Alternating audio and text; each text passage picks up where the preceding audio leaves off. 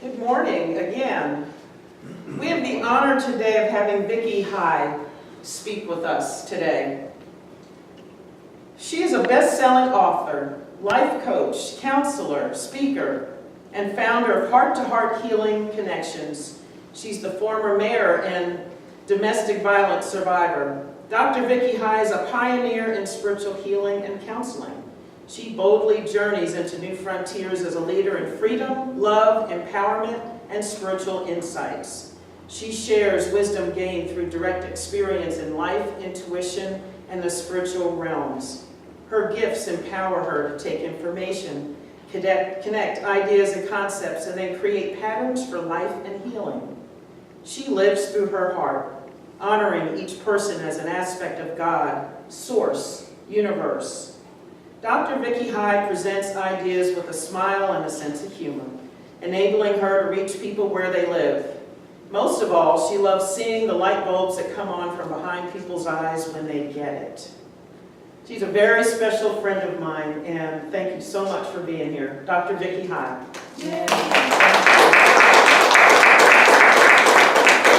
don't know about now, but I had a really difficult time watching that Memorial Day special. I started crying up there and I thought, where are the Kleenexes?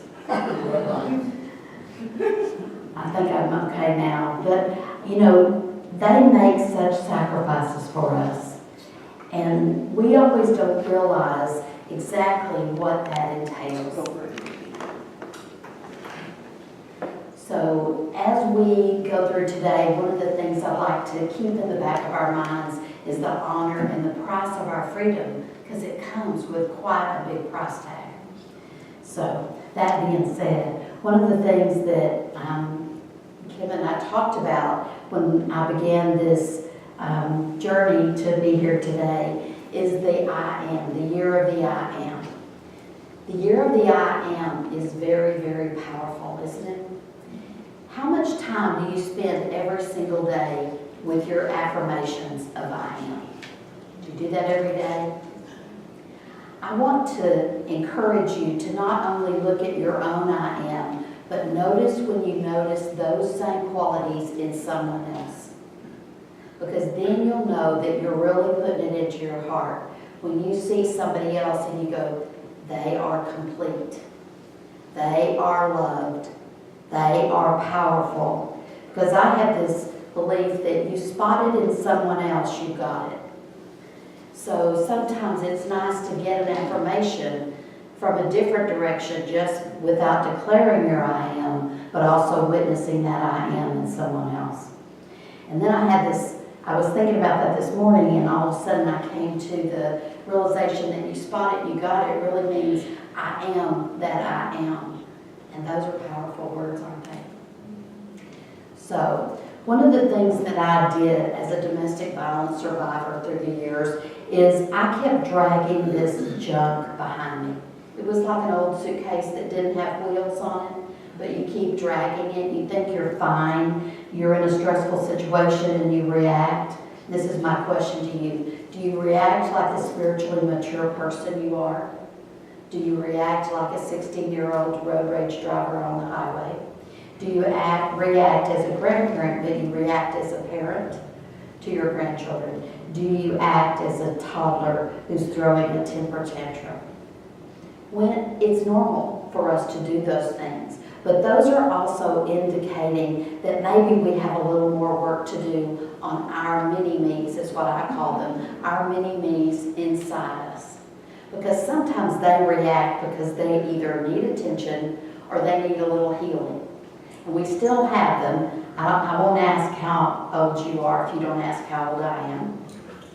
But you have a number of little mini-me's inside you. And they are every year of your life plus your newborn. Okay? So, I told Kim I was going low tech today. If you can see this is an example of a picture of, I'll do better to hold it out the side so I'm not buzzing. But this is what happens to us. When we're growing up, we have people say things to us, maybe unintentionally, but they hurt us. And they create a wound in the heart. And that wound collects all kinds of junk in it. We try to fix it, and sometimes the wounds, instead of being healed, the wounds act as an opportunity for addictions. We think we want to heal them, and so we try temporary measures, and so we find ourselves in places of addiction. And the problem is that acts like a sieve. It goes through the heart. It doesn't heal the heart, but the heart, then you keep doing the addictive behavior because it's not healed. And when you do an excavation of you, and you study you, what you find is, let's figure out a way to heal that heart. And that's what I have found through the healing exercises that I call mini-me's. They work because they worked for me. They worked for everyone that I've explained them to and invited people to participate in.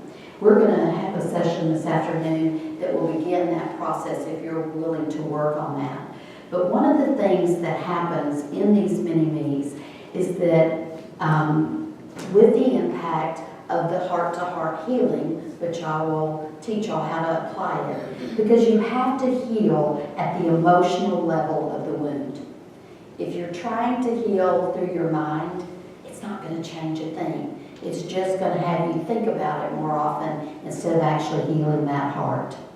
And then, once you have the heart, you're working at that emotional level, you end up healing from the inside out. And it changes. I've had a conversation this week with someone who had participated in the mini-me's. She said, when I remember what happened in my past, I don't have the same energetic, emotional connection because it actually changes the energy of the wound itself. And that's what I think is really cool. So would y'all like a demonstration? Yes. Okay, each of us is born with the power of unconditional love, the Almighty God within us. Would y'all agree with that? Yes. But are we ever taught how to access that? Maybe through prayer, maybe through something else. But we have, and what I visualize it is, as a pink bubble, okay? So within our hands, how many are scientists in here? Sacred geometry specialists? Social science. Okay, that's important. Anybody know what a torus is? A torus of energy?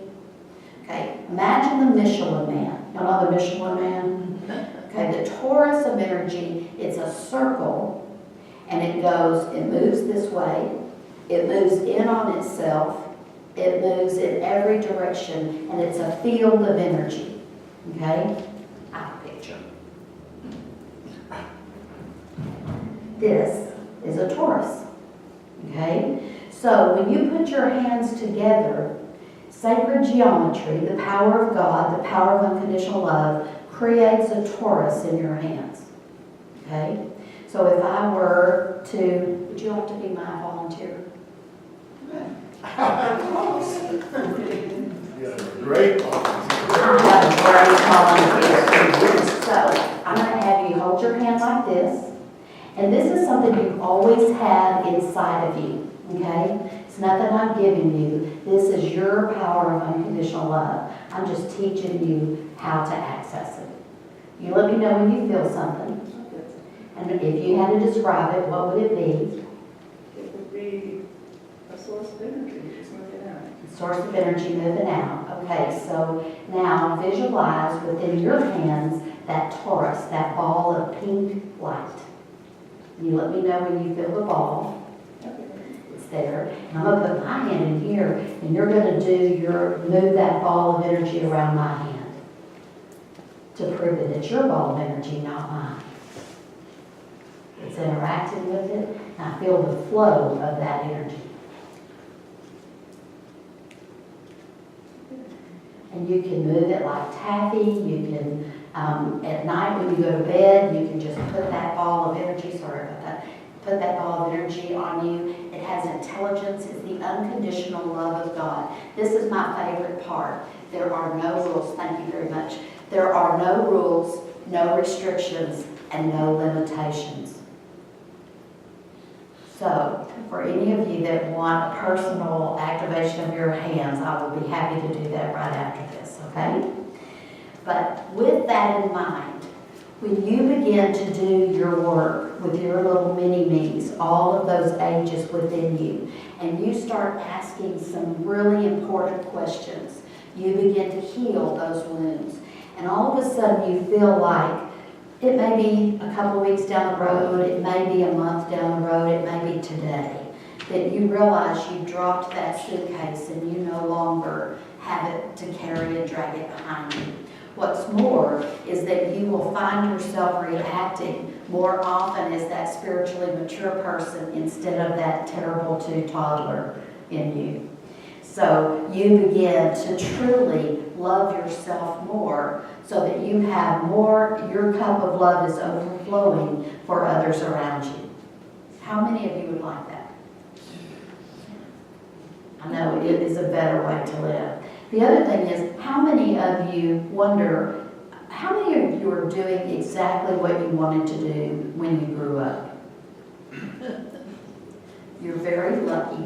How many of you are still wondering what you want to be when you grow up, even though you might be in your 20s, 30s, 40s, 50s, and 60s, 70s, and 80s? This helps you identify that, because part of those heart wounds come from us living other people's lives, other people's dreams for who we were. I think George Bush, the president, is a good example. He's been this leader of the free world, but what he really wants to do is paint pictures. Yeah. Is that not cool? But it took him all this time and all that adventure and leading and other things, governing, I guess, to come to the point where he really wanted to paint portraits and do it well. So we have those parts of us that haven't been expressed yet. And so that is also how we injure our own hearts. Because if we were born with a purpose and it is what we were born to do, let's figure out what's stopping us from going forward in what brings joy into our lives every single day. Because one of the things in the mini-me process is that we realize that we are not just enough. We fight the battle of enough. How many of you are still struggling with that enough thing? But when we cease fighting the battle of being enough, we can realize we are beyond enough. We are magnificent. How would you like to say that every day in your mirror? Is that what you say in your mirror every day? It's important for us to remember how, think about us. We are created. How many systems are in your body that work together and you don't have to think about it? Because we're designed that way. We are magnificent creations of God.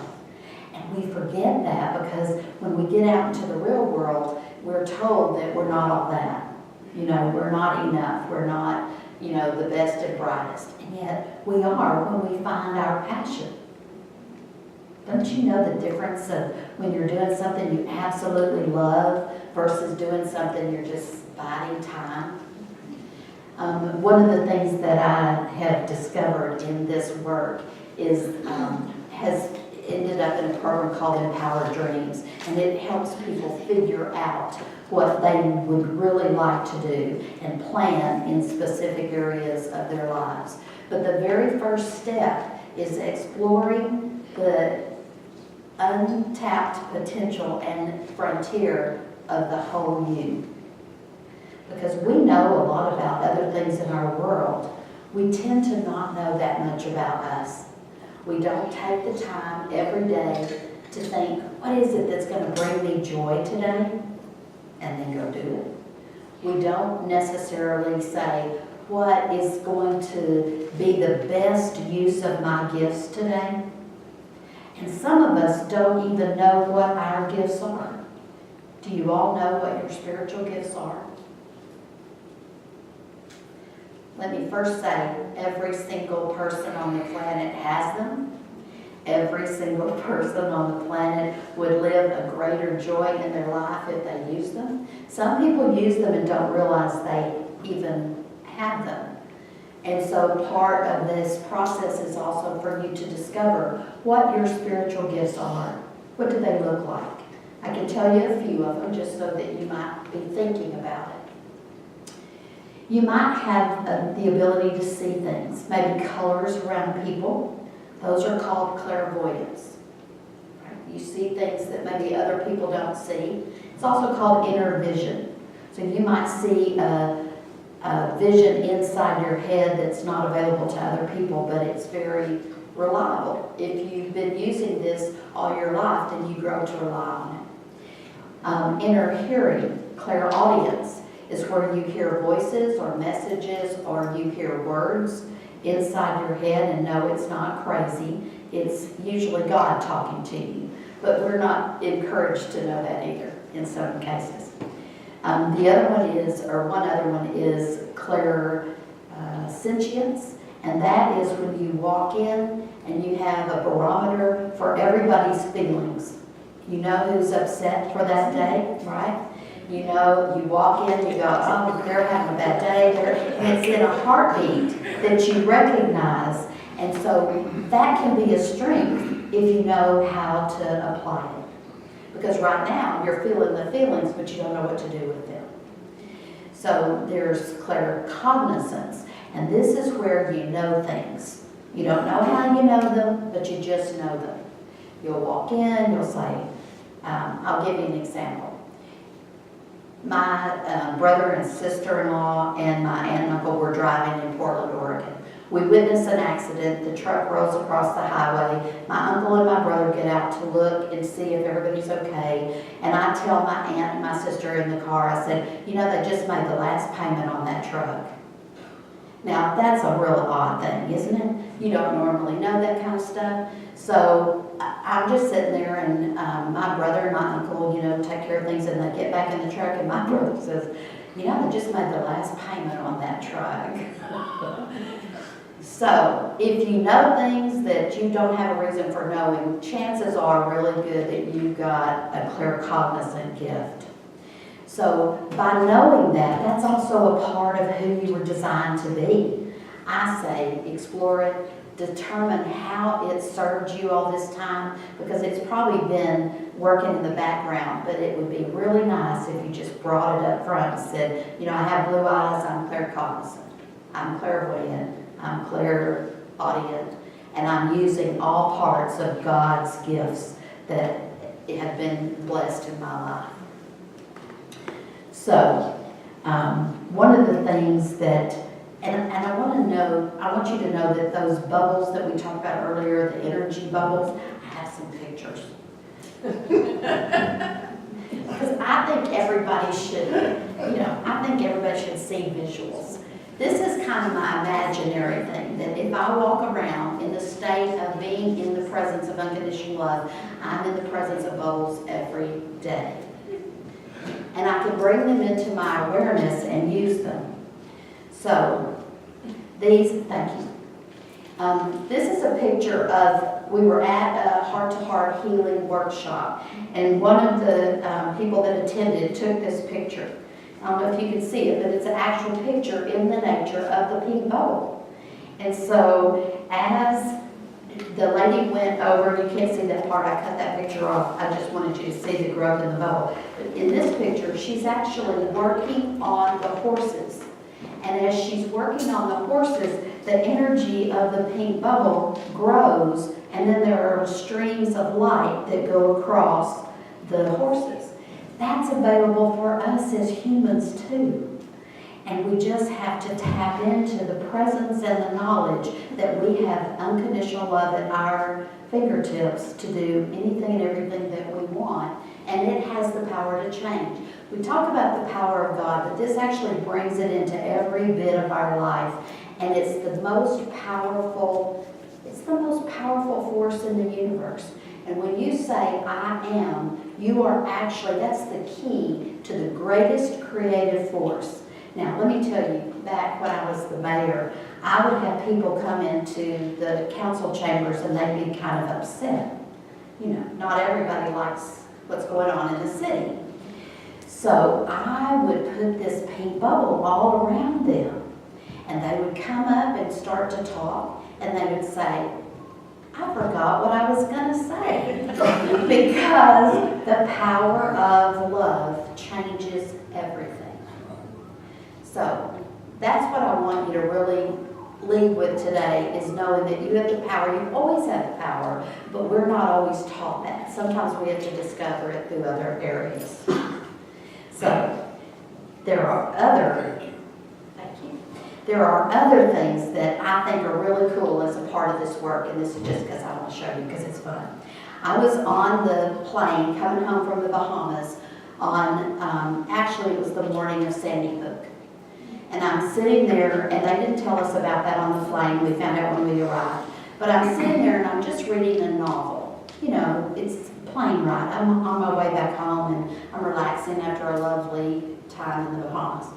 And I look down, and I know you might not be able to see this, but in this picture, green light was coming out of my hand. Visible green light. And I looked over at my friend and I said, do you? And she goes, see that green light coming out of your hand? And I said, yes. So I thought, well, maybe if it's green light coming out of my hand, I could take a picture of it. It would come out on the camera, which it did. And then I thought, well, I might as well take some more. So what I captured on film is 6 quick clicks of the camera, and this is what changed in the camera's image. It's bold pink light coming straight out of my heart, not just my hands, but my heart. So we not only have the ability to put it in our hands, when we are living this, it comes out of every part of our body. This is how we change the world. We become the unconditional love that is available in each of us. And when we are the I am presence of pink unconditional love, we are able to see it in every other face. Because that's really who we are. That's what we're made of. That's who we are. So, would y'all like to hear what the process is for the mini-me's? Sure. Yeah.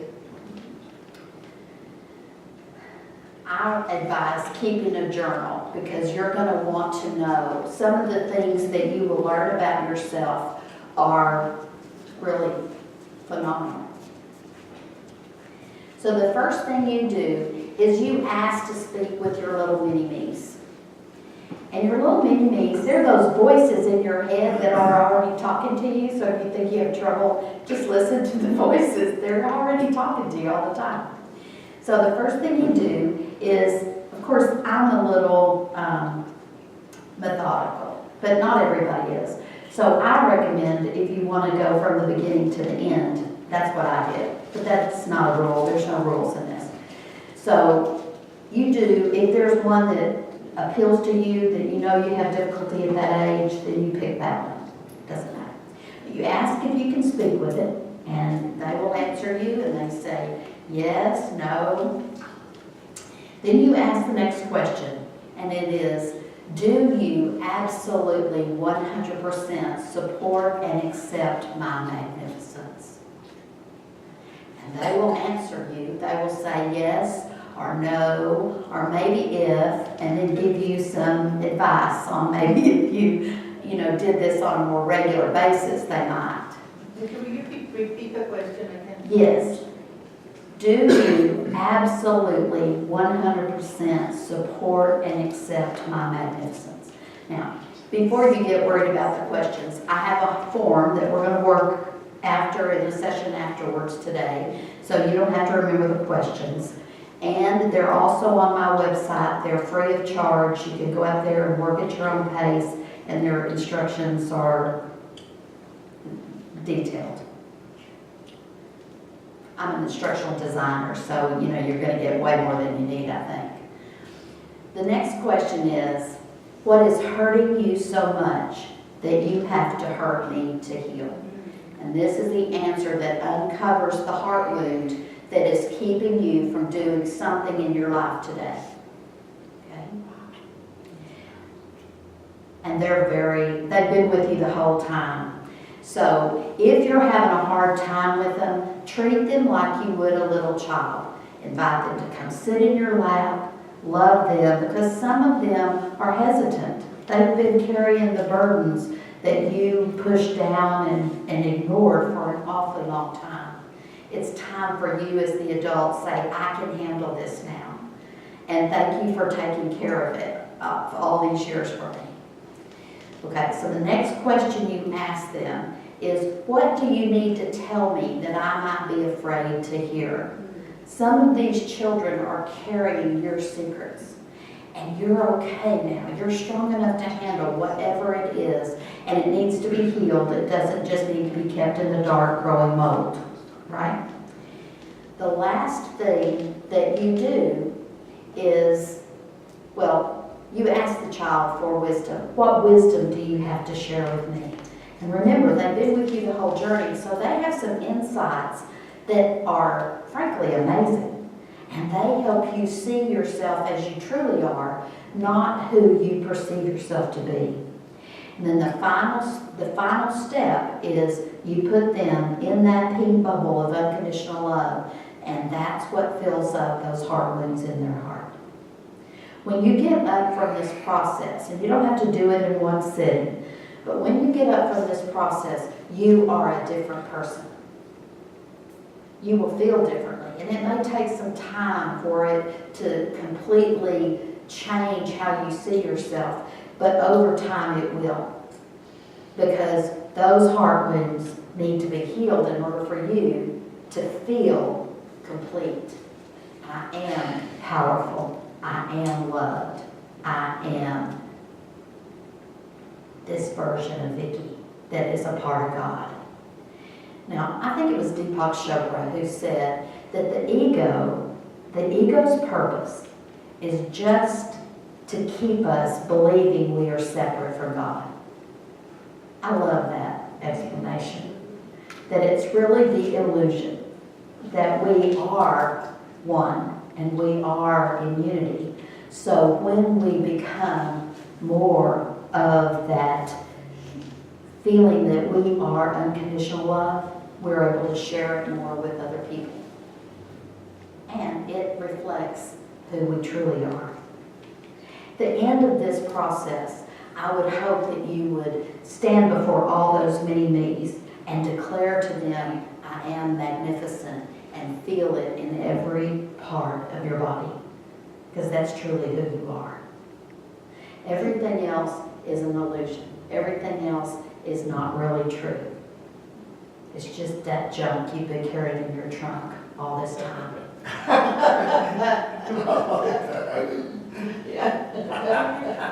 Time to let it go.